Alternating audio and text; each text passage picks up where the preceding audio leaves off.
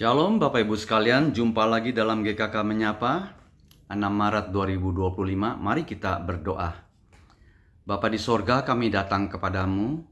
Roh Kudus mohon memberikan pencerahan supaya kami mengerti dalam merenungkan firman-Mu pada hari ini. Dalam nama Yesus kami berdoa. Amin. Ya Bapak Ibu sekalian, renungan firman Tuhan dari Lukas pasal 4 ayat 1 sampai 13. Saya membacakan ayat 1 sampai 4 dan ayat 13. Demikian bunyi firman Tuhan.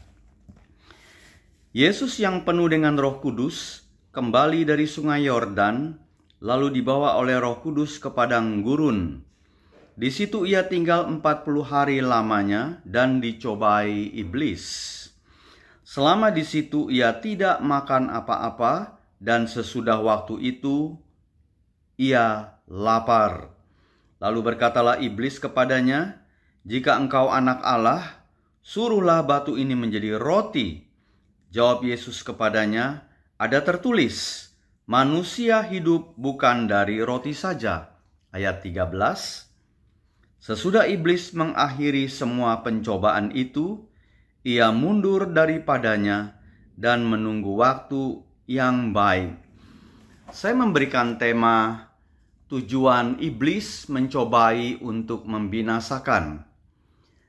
Di dalam ayat 3 dan 4 pembacaan kita, Bapak Ibu sekalian, pencobaan pertama yang dilakukan iblis ini mendorong Yesus menggunakan kedudukannya yang baru.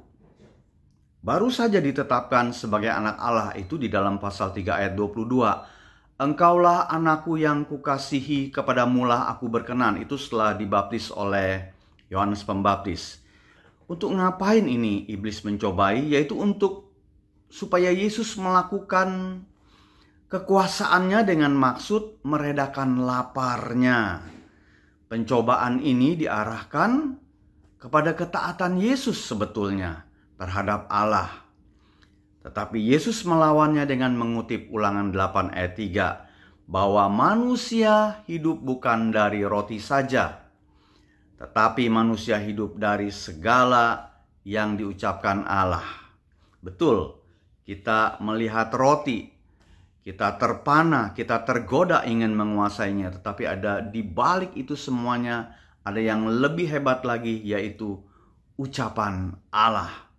Kemudian di dalam ayat 5 dan 8 kita membaca bahwa Yesus dibawa ke suatu tempat yang tinggi dan diberi melihat seluruh kerajaan dunia. Penguasanya yaitu di dalam Yohanes 12:31, penguasa dunia yaitu iblis, menawarkan untuk menyerahkan kepada Yesus kekuasaan atasnya, saudara-saudara. Kalau saja Yesus mau menyembah iblis atau mengakui kekuasaan iblis lebih tinggi. Sebetulnya dunia bukanlah milik iblis. Janjinya setan, janjinya iblis tidak dapat dipercayai, saudara-saudara.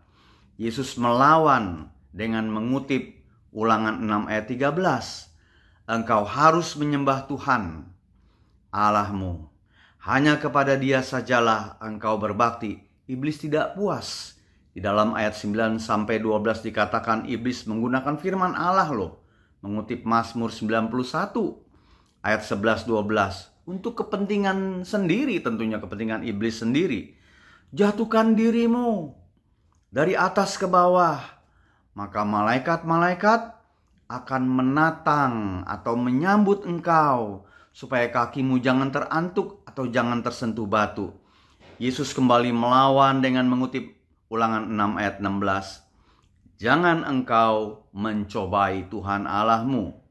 Saudara-saudara, mengalah kepada pencobaan itu sama dengan meragukan kedudukan Yesus sebagai anak Allah, saudara-saudara, dan hubungannya dengan Bapa. Seseorang, mungkin saudara, mungkin saya, mencobai kesetiaan Allah apabila saudara dan saya bimbang dan tidak percaya lagi kepadanya. Kalau saudara perhatikan di dalam ayat yang ke-13, iblis mundur dan menunggu waktu yang baik. Saudara kira iblis mundur anteng-anteng saja. Tidak, saudara. Iblis walau mundur, dia tetap bekerja dengan aktif. Misalnya di dalam pasal 13-16 dikatakan, seorang perempuan telah 18 tahun dirasuk roh. Kemudian di dalam pasal 22 ayat 3 dikatakan iblis masuk ke dalam Yudas.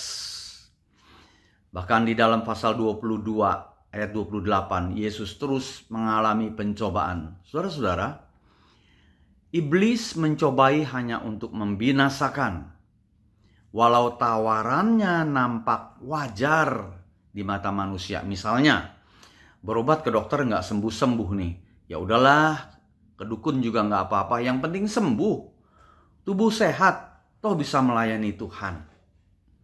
Sesekali nggak usah tahatlah berbohong kecil-kecil kepada Tuhan. Yang penting penghasilan memadai. Sebagai orang percaya, saudara dan saya bisa kok mengadakan mujizat. Ingat saudara, taat kepada Tuhan lebih penting daripada memenuhi ego. Iblis sesaat nampaknya memberikan solusi. Nampaknya loh ya.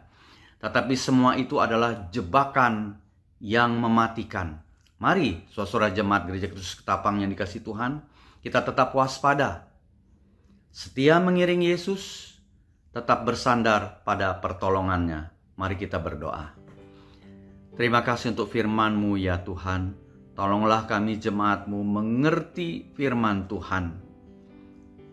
Pandai, dipenuhi Roh Kudus untuk tidak terjebak dengan rayuan iblis yang membinasakan, yang mematikan.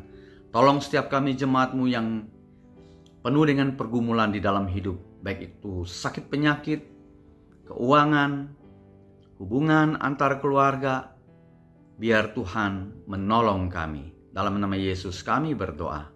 Amin. Tuhan memberkati.